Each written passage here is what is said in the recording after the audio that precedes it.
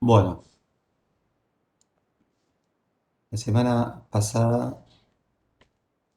vinimos analizando, digamos, distintas etapas del proceso revolucionario en Rusia. Eh, y ahora nos vamos a meter rápidamente, o vamos a repasar mínimamente algunos aspectos que yo le mencionaba medio a las apuradas sobre lo que se conoció en su momento como la nueva política económica, ¿no? ¿En qué sentido? Que esto sirve para, de algún modo, volver sobre algunas cuestiones. Eh, Fíjense que acá, cuando dice, bueno, la nueva política económica, después de la etapa de la guerra civil, o del comunismo de guerra, como le llaman los autores, al periodo que sigue inmediatamente a la revolución y al fin de la Primera Guerra Mundial hasta 1921, 22, sobre todo 21, digamos, que es cuando eh, la Unión Soviética, o lo que va a ser la Unión Soviética, logra afirmarse y logra de alguna manera vencer al proceso contrarrevolucionario, un proceso que estaba apoyado por países extranjeros, por las grandes potencias, en contra de un proceso revolucionario que desafiaba al capitalismo, nada más ni nada menos, que en ese inmenso territorio que formaba parte, o que había sido, digamos, los territorios donde había imperado el zar, la monarquía rusa. eh, Se ven en la necesidad ante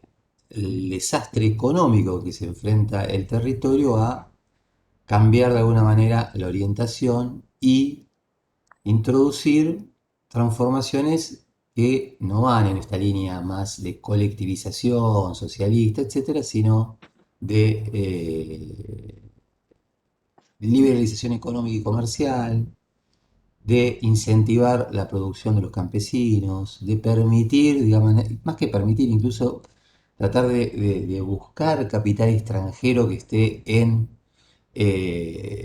interesado en invertir en el territorio ruso para la industrialización del país y en tratar de establecer un sistema. Dicen que no se escucha bien, no sé si eso es general o es simplemente ahí en el chat vi que me pareció que no se escuchaba bien. Eh, y establecer un sistema de recaudación de dinero para el Estado y para las políticas, digamos, públicas vía impuestos, digamos, de manera más tradicionales, evitando la confiscación de la producción campesina, etcétera, que era lo que estaba sucediendo en momentos previos, que eran momentos de guerra, ¿no? Como yo les mencionaba, básicamente la Primera Guerra Mundial, paradójicamente, para la Revolución Rusa, que se propuso entre sus objetivos terminar, finalizar con la guerra, y de hecho se embarca en ese proceso a través de una firma con Alemania, un tratado de paz en Brest-Litovsk, famoso, digamos, por justamente por expresar la voluntad rusa de terminar con la guerra, incluso a costa de un tratado que no era beneficioso para los rusos, etcétera, se transforma en su contrario, porque Rusia va a tener que seguir, digamos, la revolución bolchevique, va a tener que seguir enfrentando militarmente a sus enemigos hasta 1921. Ahora, digo, acá hay una cuestión que es importante, que yo les mencionaba la vez pasada, que es la siguiente, que lo hablamos después cuando estábamos en el momento de las preguntas, pero temo que, bueno, que ya eran pocos y que quizás es importante repetirlo hoy. Si ustedes se fijan, digamos, cuando vamos para atrás, ¿no? Cuando nosotros hablábamos de las medidas tomadas en octubre del 17, aparece este famoso eslogan del paz, pan y tierra, ¿no? Paz tiene que ver con esto que mencionábamos recién, de terminar con la guerra. Pan es una metáfora para las políticas que estaban destinadas a alzar el nivel de vida de la población, aumentar los salarios de los trabajadores, etcétera. Y después la cuestión de la tierra. Entonces, la cuestión de la tierra implicaba la abolición y el reparto de la propiedad terrateniente, un proceso que de alguna manera, como yo les mencionaba, ya venía produciéndose independientemente de la voluntad de los bolcheviques cuando llegan al poder. Es decir, los campesinos, las familias campesinas y las comunidades campesinas a lo largo de 1917 habían comenzado a apropiarse de tierras, sacárselas a los terratenientes o ocupar tierras vacías, etcétera, y empezar a producirlas. Algo similar estaba pasando, como yo le dije, en las ciudades, en las industrias, que muchos trabajadores también en ese contexto, digamos, de fuerte movilización, habían ocupado fábricas, habían empezado a ponerlas a producir bajo su propio control, etcétera, y que los bolcheviques se encuentran con esto cuando llegan al poder. Ahora bien, mientras para los bolcheviques las tomas de fábricas por los trabajadores y las trabajadoras era de alguna manera un objetivo preciso de su programa económico, o sería, digamos, una práctica que tendían a alentarla porque la veían en línea con sus objetivos de socialización y colectivización de la producción. En la cuestión del campo la situación es diferente, porque para el campo, digamos, los bolcheviques, la aspiración que tienen es la de la colectivización, la puesta en común de propiedades de tierra, digamos, más, digamos, no de propiedades, sino de tenencias de tierras más extensas, más extendidas para ser producidas colectivamente. Incluso desde el Estado van a iniciar y van a impulsar dos tipos de iniciativa en ese sentido, que ustedes quizás en los textos lo van a encontrar con los nombres en ruso, que son kolhoz y sovkhoz, no importa, digamos, pero lo importante acá es que una son grandes propiedades de tierra bajo control del Estado, y la otra son cooperativas de campesinos que también explotan grandes propiedades de tierra de manera común. Pero el ideal básico del campesinado de la época era el de la propiedad individual de la tierra, de la pequeña familia teniendo su parcela de tierra para ponerla a producir, como históricamente, digamos, ha sido el anhelo de las familias campesinas, y aún hoy lo es en gran parte del globo, digamos, este anhelo de el acceso a la tierra para ponerla a producir, a partir de la unidad familiar. Eh, los bolcheviques toman esta decisión de repartir la tierra porque de alguna manera también lo que necesitan es el apoyo campesino. Entonces, este reparto de la tierra es, por un lado, una decisión que está asentada sobre un reclamo campesino y por lo tanto es un acto, si se quiere, de justicia, o los bolcheviques también lo ven como un acto de justicia y formaba parte, digamos, de los reclamos históricos de los campesinos, que recuerden que yo les decía, no eran representados por los bolcheviques, sino más bien por otros partidos políticos, ¿no? Los socialistas revolucionarios que tenían este programa de reforma agraria y que sin embargo, cuando llegaron de alguna manera a ocupar posiciones de gobierno durante 1917, después de la primera revolución de febrero, no habían llevado adelante ese programa. Los bolcheviques se hacen de ese programa, como lo toman como suyo, y van y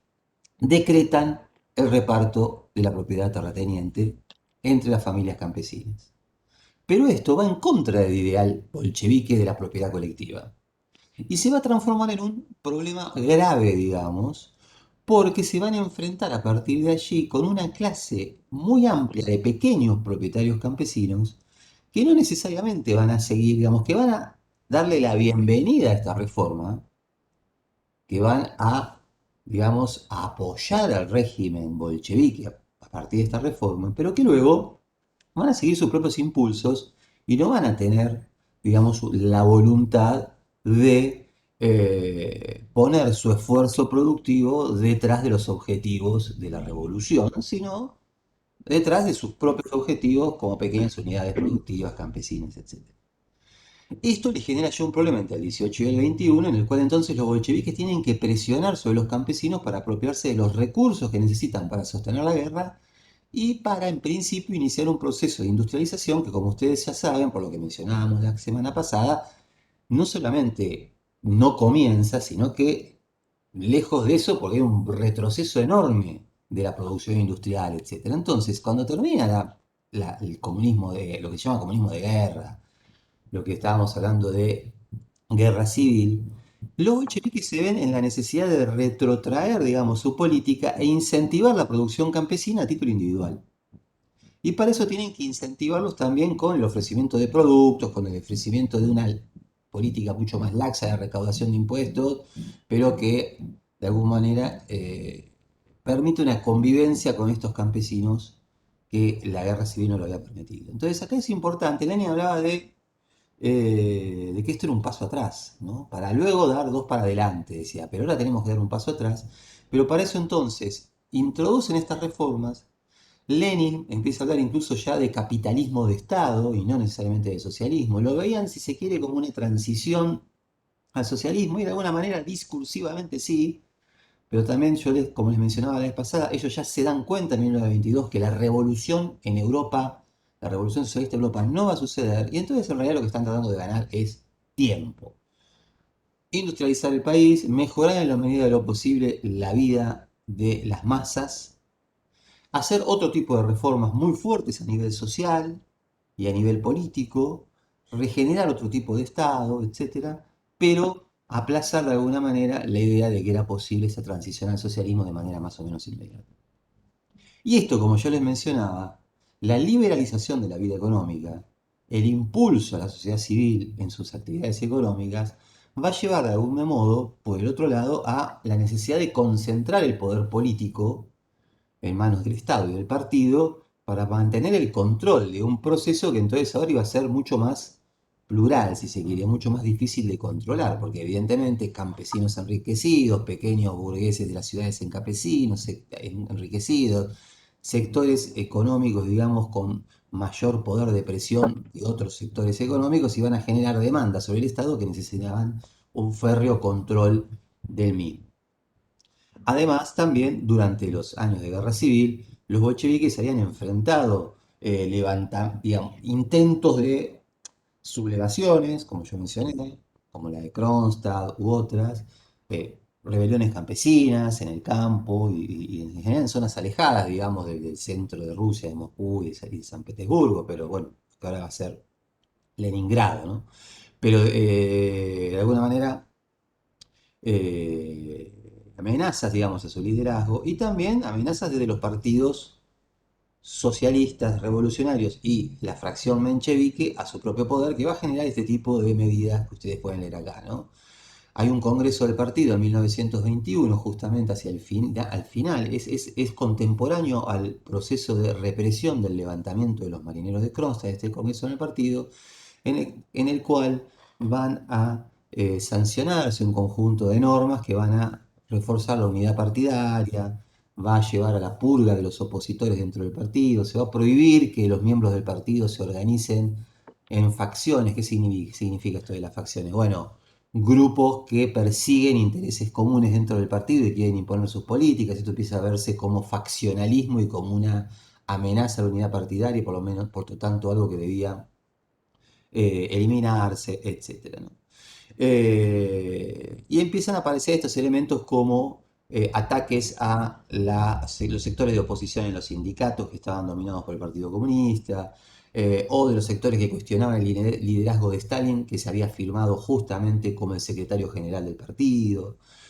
comunista, etcétera. Y empieza este proceso de confusión entre entre las esferas del Estado y la esfera del partido, ¿no? En el cual de alguna manera tienden a fusionarse Estado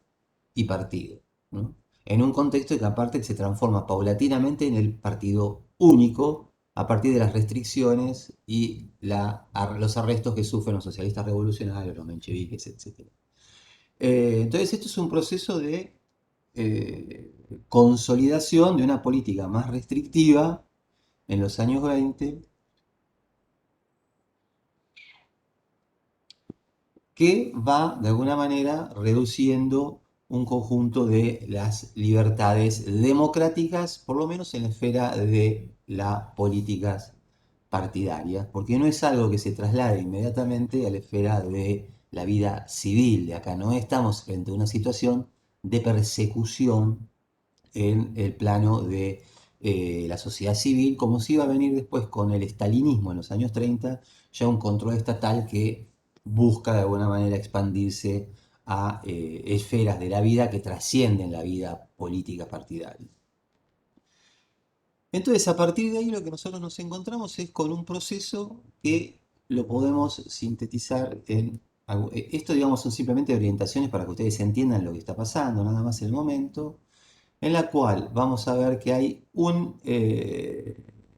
a la par que se va concentrando el poder, va a haber una lucha por el liderazgo, en el sentido de que el liderazgo en el partido va a ser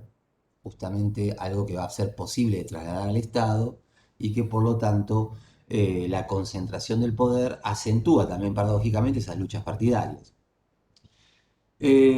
Acá entonces lo que va a haber es unas disputas cambiantes, ¿no? Acá tienen algunos nombres de algunas figuras simplemente porque son las más representativas. Entonces nosotros tenemos que cuando nosotros estudiamos la historia política de ese momento, en 1923, vamos a ver, por ejemplo, una disputa muy fuerte entre Stalin, que va a ser el líder que se imponga al final de todo este periodo, y otros dos figuras muy importantes del partido bolchevique, como fueron Zinoviev y Kamenev. Zinoviev era la persona que estaba al frente del Internacional Comunista en la época, que era una iniciativa de la Revolución Rusa muy importante para tratar de extender la influencia soviética en el mundo entero. Kamenev era cuñado de Lenin, digamos, de un militante histórico del partido bolchevique, que se van a enfrentar contra León Trotsky, que tiene otro tipo de propuestas y que denuncia y que empieza a denunciar el tipo de control que tiene Stalin dentro del Partido Comunista. Esta alianza entre Stalin y Sino-Americana va a ser exitosa frente a Trotsky. Ahora fíjense que luego va a haber un nuevo enfrentamiento de este Stalin que rompe con Sino-Americana, etc. Y después un conjunto de debates muy importantes, de los que vamos a hablar ahora, sobre la política de industrialización a seguir en Rusia. Y en 1927 lo que se ve acá es que aparece por primera vez la idea de la efectiva expulsión de grupos enteros de militantes, como es la expulsión de lo que se conoce en la época como la oposición de izquierda, un conjunto de militantes y de activistas que empiezan a enfrentarse contra este paulatino control que va extendiendo Stalin en el partido y por lo tanto en el Estado. Para esta época, Lenin ha muerto en 1924, lo que acentúa, digamos, estas luchas entre diferentes grupos, porque Lenin, de alguna manera, hasta el momento en que muere, era una figura que tenía la capacidad de aparecer como por encima de todas estas disputas por el prestigio propio que se había ganado a lo largo del proceso revolucionario.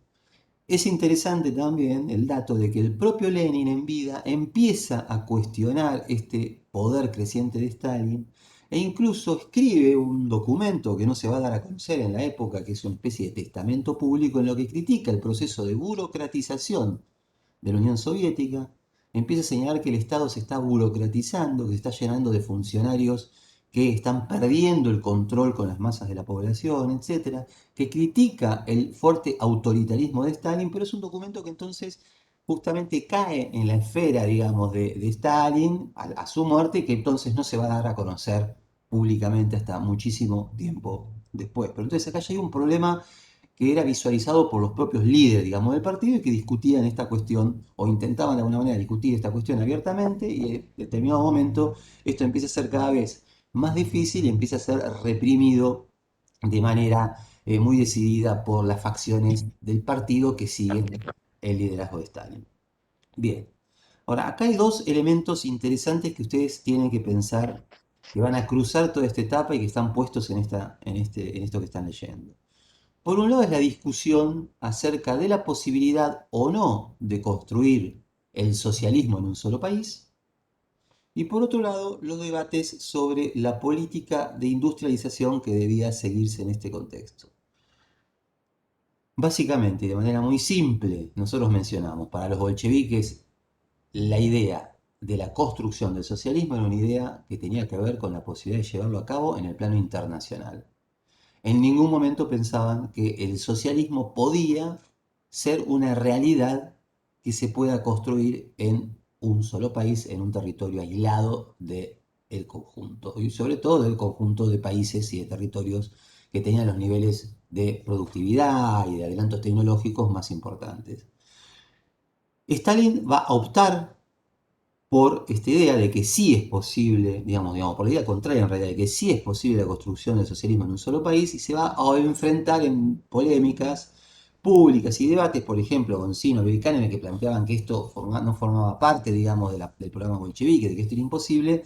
Y Stalin entonces va a empezar a utilizar estas discusiones para tratar de caracterizar a quienes se oponían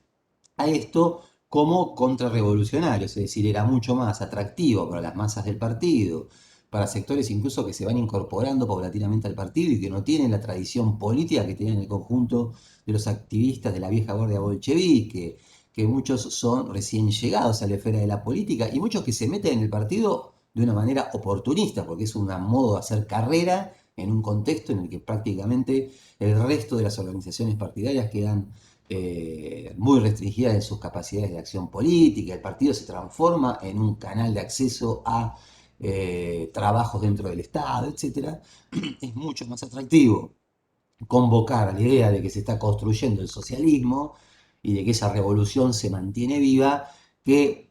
muchas de las ideas que sostenían la antigua orden bolchevique, que decían, bueno, acá tenemos que ver qué hacemos en este contexto, porque lamentablemente la situación internacional no permite avanzar hacia la construcción del socialismo. Por otro lado, va a haber un debate que se va a juntar con este, que es el debate sobre la política de industrialización. La nueva política económica, y acá hay una figura que es clave, que va a ser Bujarin, ¿no? Que creo que en algún momento aparecía acá entre los nombres, a ver, creo que estoy buscando a ver si aparece, no, ya Bujarin desapareció de acá, de esta filmina, en algún momento estuvo, en el que es una figura muy importante también de la época, quien va a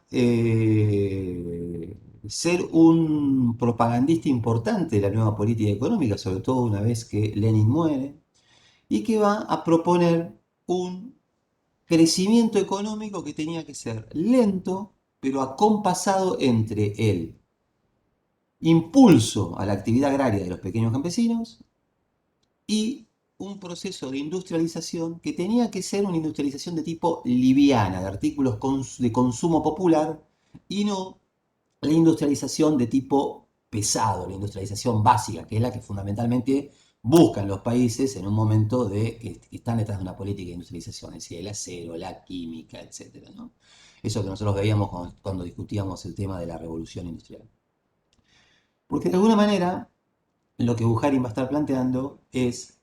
que este modo de incentivar la industrialización permitía esta alianza con los campesinos porque se los podía proveer de artículos de consumo, etcétera, que alentara a los campesinos a producir más para acceder a los mismos y de alguna manera ir tratando de hacer un círculo virtuoso entre la producción campesina, la demanda de nuevos productos, el proceso de industrialización para satisfacer esos nuevos productos y en este recorrido intentar ir sentando las bases de la industria pesada, pero de una manera lenta, gradual y con plazos de tiempo muy largos. Lo que va a terminar planteando lo que van a ser los seguidores de Stalin, el stalinismo, va a ser que no, que lo que se debe hacer es impulsar una política de industrialización acelerada que ponga todos los recursos de la sociedad a servicio de la construcción de las grandes obras públicas, de grandes represas, grandes tendidos de líneas eléctricas, desarrollo de la producción de cemento, desarrollo de la producción de acero, etcétera, porque se lo ve como las bases de una economía fuerte que permita luego un proceso de industrialización acelerado también en la esfera de los bienes de consumo masivo. Y paulatinamente se va a generar una idea que va a estar girando alrededor de que la construcción del socialismo en un solo país dependía de la capacidad de acelerar el proceso de industrialización y de industria pesada que lo sustente. Entonces tenemos dos debates que cruzan la década del 20. Vemos que Stalin va construyendo su poder y su política dirigida también al activismo y a los miembros del partido, digamos, hegemónica a partir de, bueno, de buscar apoyos, digamos, en el partido, a partir de, uno, el control burocrático del partido, él es el secretario general del partido, ¿no? Y de alguna manera va tejiendo alianzas ahí adentro, favoreciendo sectores en contra de otros, etcétera, en un típica lucha facciosa dentro de los partidos políticos, digamos, que es común a la vida partidaria, pero en este sentido con prácticas fuertemente represivas, sectarias, etcétera, pero que va uniendo paulatinamente la idea de que es quien está defendiendo el futuro de la revolución a partir de juntar estas dos dimensiones, la idea de que sí es posible construir el socialismo en un solo país y que de alguna manera sí, entonces, para que esto sea posible, se debe embarcar el conjunto de los recursos de la sociedad rusa en pos de la industrialización pesada. Fíjense que entonces hacia el final de la política económica, de lo que se va a llamar como nueva política económica, tenemos la definición de estas discusiones. Entre 1927 y 28 se va a dividir fuertemente la conducción del partido sobre la cuestión campesina. Lo que desde los grupos de Stalin en control del partido se va a llamar como oposición de derecha, y fíjense que esto no es algo casual, ¿no? Es decir, ellos son la izquierda y quienes se oponen y proponen mantener la nueva política económica que venía a su curso de hacía varios años, son ahora la oposición de derecha, que hay toda una caracterización que está de alguna manera poniendo como enemigos de la revolución acá aparece este tipo que yo les mencionaba, que era Bukharin, por ejemplo, que son quienes dicen, no, mantengamos esta política que nos está dando éxito y que nos está permitiendo de alguna manera mejorar la vida del conjunto de la población. No es la revolución, pero es un proceso de capitalización de la economía y de la sociedad que mientras podamos mantener el fuerte control del Estado nos permite de algún modo, eh, dicen que es la NEP. Bueno, la NEP es la forma rusa de hablar de la nueva política económica. Nueva política económica, nada más que al revés, para que se, digamos, la nueva política económica, bueno, traducido en una sigla sería la NEP. Entonces, quienes permiten, digamos, los que buscan mantener esto, están diciendo mantengamos esta alianza con los sectores campesinos y no ataquemos a las pequeñas unidades campesinas, a las unidades productivas campesinas. Stalin y compañía van a plantear que esto es una oposición de derecha, que es retrógrado, que frena la revolución, que la congela y que por lo tanto, digamos, debe ser excluidos estos sectores, incluso del partido en muchos casos, si es que insisten con estas posiciones. Y para 1928 entonces se termina de anudar este nuevo, si se quiere, programa, y que es un programa político, un programa económico y también es un programa ideológico, en el sentido de que es un modo de apelar a la sociedad y de pedir nuevos esfuerzos para este proceso, que es que la construcción del socialismo en un solo país no solamente era posible, sino que dependía de la colectivización forzosa. ¿Qué es la colectivización forzosa? Es la, digamos, si se quiere, expropiación, no es una expropiación necesariamente, aunque después en muchos casos sí lo va a hacer, sino la idea de poner todas las pequeñas unidades campesinas, ¿no? Las pequeñas propiedades de tierra campesina, juntarlas, hacerlas grandes propiedades colectivas para que las exploten en común, en pos de poder aplicar tecnologías que la pequeña propiedad campesina no lo permite, qué sé yo, grandes tractores, siembras colectivas en grandes extensiones de tierra, métodos mucho más racionales y más productivos de explotación de la tierra para aumentar la productividad en el campo, generar más riqueza y por lo tanto poder fomentar la industrialización pesada. Porque ahora es muy importante que la producción campesina, primero, sea lo suficientemente grande como para, primero, alimentar a lo que se considera van a ser grandes sectores de la población que van a tener que dirigirse a trabajar a esta nueva industria en desarrollo y que por lo tanto van a dejar de producir alimentos, es decir, va a haber menos gente produciendo alimentos, más bocas para alimentar de gente que no produce alimentos, eso requiere un aumento de la productividad en el campo, y por otro lado para que sea lo suficientemente grande ya no solo para alimentar a estas ciudades en desarrollo, al proceso de industrialización, etcétera, sino para exportar grano básicamente y que esto permita obtener los recursos que se vuelquen a la inversión en la industrialización pesada. Y esto entonces va a ser el programa económico del estalinismo. Y va a ser de alguna manera, acá se ve el tema de 1929, que va a estar asociado esto, la imposición de este programa político, al retorno de un imaginario de la guerra civil. ¿En qué sentido? Nuevamente, desde el Estado se va a plantear de que en realidad la sociedad rusa sigue estando en guerra, que es una guerra que está mucho más solapada, que hay un montón de enemigos adentro, digamos, de la sociedad rusa que están queriendo impedir la construcción del socialismo, boicotear el proceso de industrialización pesada, impedir y oponerse a la colectivización forzosa, es decir, se vuelve al imaginario de la guerra civil buscando apoyos entre la población frente a este enemigo que ahora no se sabe muy bien dónde anida. Digo, antes era muy claro ese enemigo porque había una verdadera guerra, ahora lo que va a haber es que el enemigo anida dentro de la sociedad, son quienes se oponen a este programa y de alguna manera también algo que es novedoso, o digamos, no es novedoso del todo, pero que ya es un reconocimiento que estaba ausente entre los bolcheviques. Los bolcheviques habían sido siempre internacionalistas, ¿no? Su idea era que el socialismo era una construcción de tipo internacional. Frente a la Primera Guerra Mundial, lo que ellos decían es: no peleemos junto a nuestra burguesía, no vayamos a la guerra,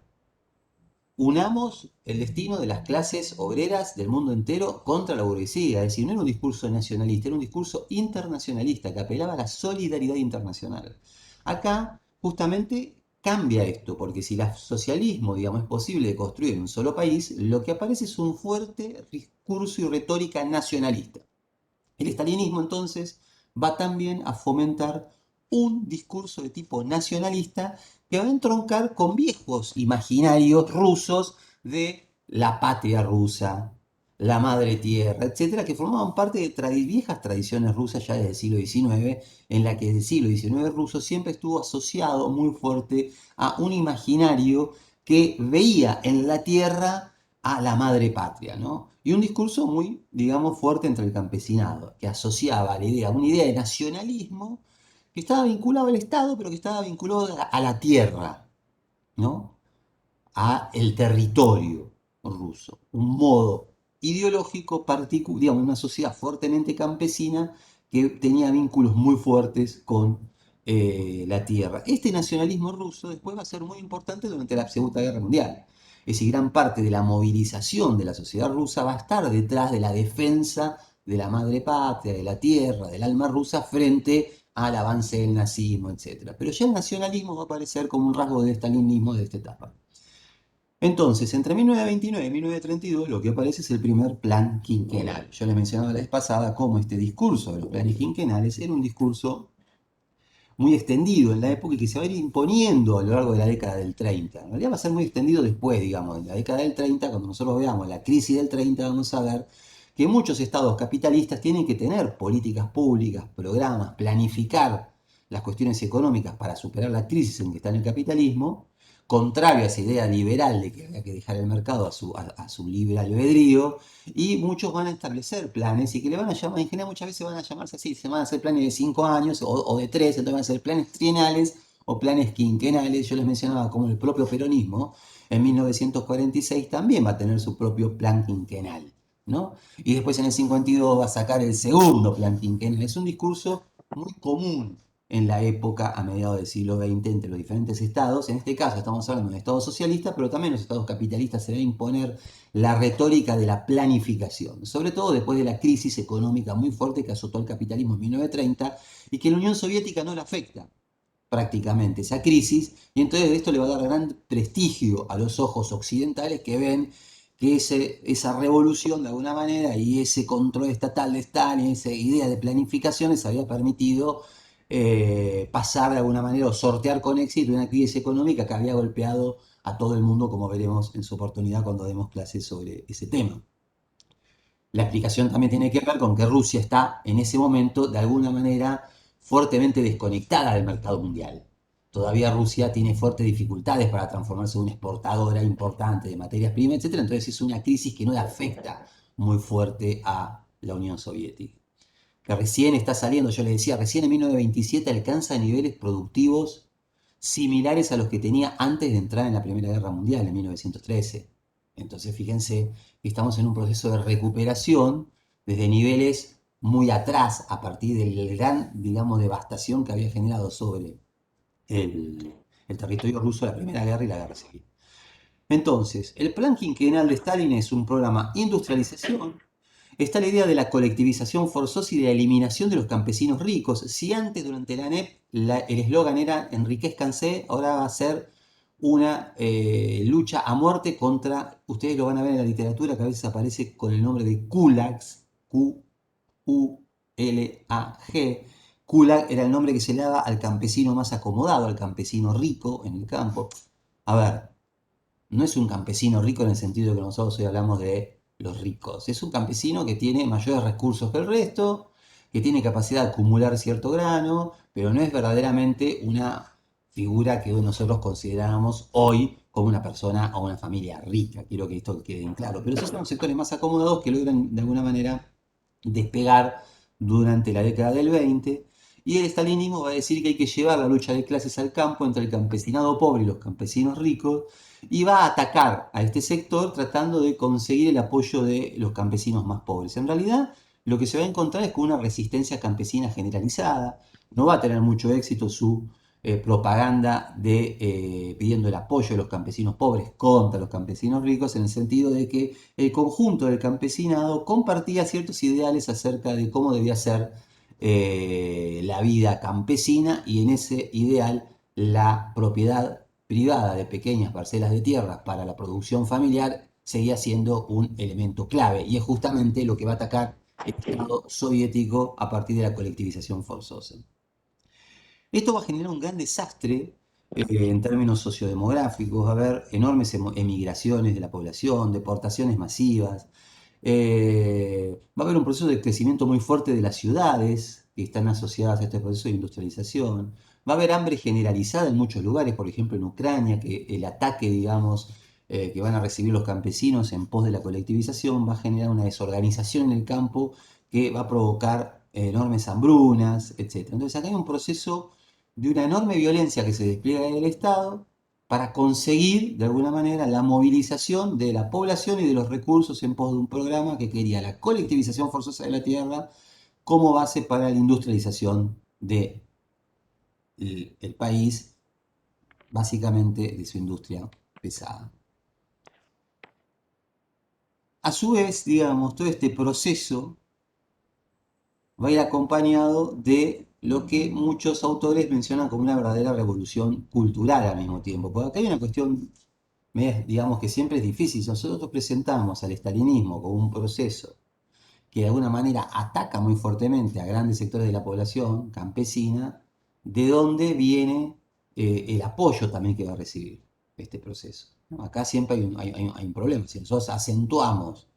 todos estos rasgos negativos que tiene el estalinismo, que son indudables, nosotros por ahí perdemos de vista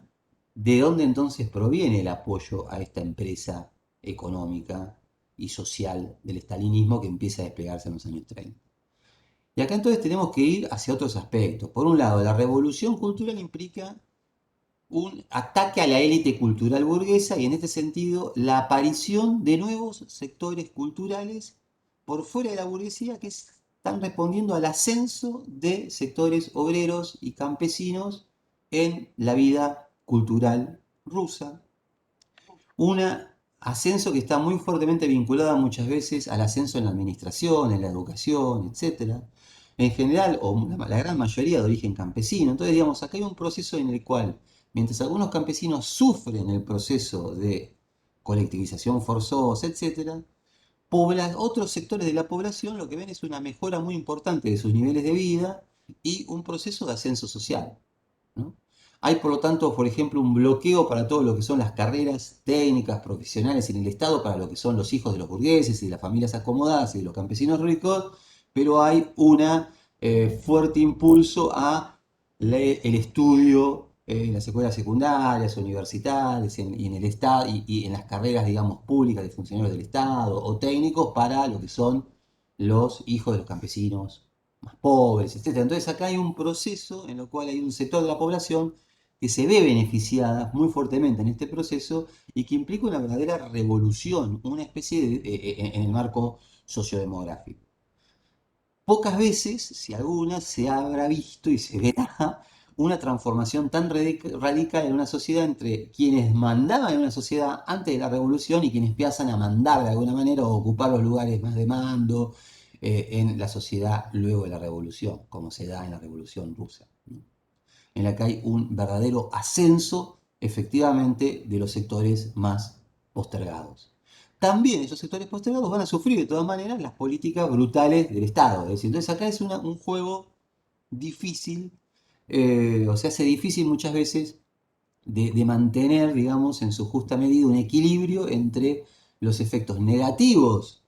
del proceso de colectivización, de industrialización forzosa, etcétera, y los efectos positivos, si se quiere, o por lo menos los elementos que hicieron que obtenga el apoyo de importantes sectores de la población. Y también va a haber un conjunto de creación de sociedades culturales oficiales, etcétera. Ustedes habrán oído hablar por ahí del realismo socialista, etcétera, contra los antiguos referentes culturales de la década del 20. Y esto acá también es importante porque el estalinismo va a significar de alguna manera un retroceso muy grande frente a todos los avances culturales de la década del 20 que se dan en Rusia. La Revolución Rusa había producido en la Unión Soviética una verdadera explosión de la imaginación artística, de la imaginación intelectual, que se ve plasmada en las obras culturales, en el cine, en la pintura, en la literatura, en la arquitectura, en el teatro, etc. Y de alguna manera estos sectores muy fuertemente vanguardistas, a partir de los años 30 van a ser caracterizados negativamente y se va a ir hacia una idea del realismo socialista que es mucho más conservador y mucho más ligado a este nuevo idea del socialismo en un solo país, etcétera. Y todos estos otros elementos se los van a ver como degeneraciones y desviaciones burguesas o pequeño burguesas. Todo lo que era antes la fuerza creativa de la vanguardia artística y cultural rusa va a empezar a ser vista con desconfianza por la nueva élite cultural que se va afirmando con el estalinismo, ¿no? Algunos de esos elementos y actores que van a formar parte de esta nueva élite cultural provenían de esa vieja vanguardia que se van acomodando a las nuevas circunstancias oficiales. Y esto va a implicar un enorme retroceso para la vida cultural en Rusia. Entre 1933 y 1937 nosotros vamos a entrar, digamos, en lo que se va a llamar como, el propio Stalin va a decir cuando inaugure el segundo plan quinquenal, va a plantear el fin de la revolución. ¿Qué es esto? Esto es una metáfora utilizada por Stalin, de alguna manera, para plantear que los objetivos fundamentales de la revolución bolchevique de 1917 se habían cumplido y que ahora se entraba en una nueva etapa de normalización de esta nueva vida bajo el nuevo régimen, y esto es lo que es acompañado por un segundo plan quinquenal entre 1933 y 1937, que sigue básicamente apuntando a la misma idea de fomentar la industrialización, pero ya más aliviado en el sentido de que el fuerte proceso de colectivización se había realizado y entonces Stalin y el Estado empieza a, de nuevo, si se quiere, al igual que después de la guerra civil se había aflojado la presión sobre el campesinado, en este segundo plan quinquenal nuevamente nos encontramos frente a una situación parecida. Va a haber una política mucho más flexible y mucho más benigna hacia los sectores campesinos que ahora forman parte de una economía rural fuertemente colectivizada, ya sea a partir de las propiedades de tierras estatales o de las propiedades de tierras cooperativas de los campesinos que sí habían aceptado voluntariamente sumar sus esfuerzos y empezar a producir colectivamente en las tierras que antes producían a título individual. Eh, lo que se va a hacer en esta etapa es esa nacionalización de la economía urbana, salvo el sector cooperativo. De nuevo, lo que va a hacer es, en general, el conjunto de actividades económicas que seguían de alguna manera en manos privadas, muchas de esas porque se habían recompuesto a lo largo de la NEP, cuando yo les dije que había un proceso de liberalización fuerte en los años 20, van a sufrir de nuevo un proceso de nacionalización en la cual el Estado va a ir de algún modo ocupando todos los lugares de la actividad productiva del tipo urbano. Se va a redactar una nueva constitución en 1936, una constitución que es bastante, de alguna manera, retrógrada en relación a todo lo que había sido los primeros avances constituyentes y de la primera constitución, digamos, que había avanzado el proceso revolucionario bolchevique en Rusia. Se van a afirmar valores mucho más tradicionales, como es el de la familia. Va a haber un retroceso muy fuerte en un conjunto de derechos civiles que se habían obtenido a partir del código de familia del código civil que se había sancionado en Rusia en los años 20, y se va a ilegalizar el aborto, se va a a penalizar mucho más fuerte un conjunto de situaciones que hacen al ámbito de la esfera de las familias, etcétera. Eh, y en ese sentido es un gran retroceso que después nos vamos a detener a hablar de algunas cosas puntuales, ¿no? Para explicar esta cuestión un poco más en contexto histórico, ¿no? ¿Qué pasa ante los 20 y qué pasa en los 30? Pero es algo que ustedes seguramente han tenido la oportunidad de leer en el texto de Goldman en el trabajo práctico. Por otro lado aparece esta idea del estajanovismo. ¿Qué es esto? Es un nombre que se le pone, Stajanov era un obrero que, digamos, que va a tener esta idea del estajanovismo, que es una idea de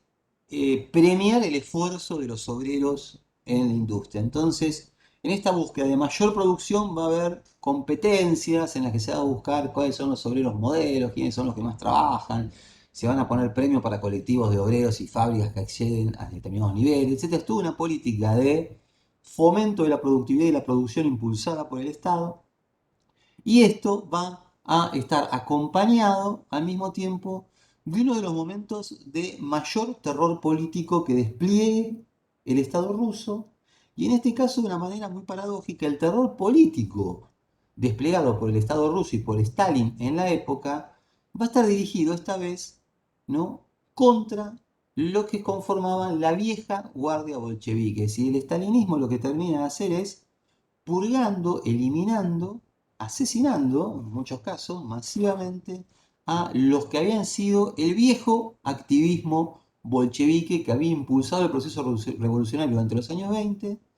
sobre todo por la enorme desconfianza que tiene Stalin a estos sectores que seguían manteniendo de alguna manera algunos de los valores tradicionales de la revolución bolchevique y que se habían opuesto a lo largo de este proceso, o habían visto con muy malos ojos o pedían la liberalización de alguna manera de la vida política rusa en contra de estos objetivos que perseguía Stalin. Entonces, entre el año 36 y 37 es un momento en el cual Stalin afirma definitivamente su poder a partir de la concreta eliminación de la oposición de la vieja guardia bolchevique. Eh, bueno, a ver, dejemos por un momento acá, vayamos a unas preguntas, en todo caso después seguimos con algunas cosas eh, de traverso, llegado el caso, pero me interesaría ahora no perderme en la explicación de eso, que seguramente si no se me va a ir largo y tendido, y abrir el juego de las preguntas.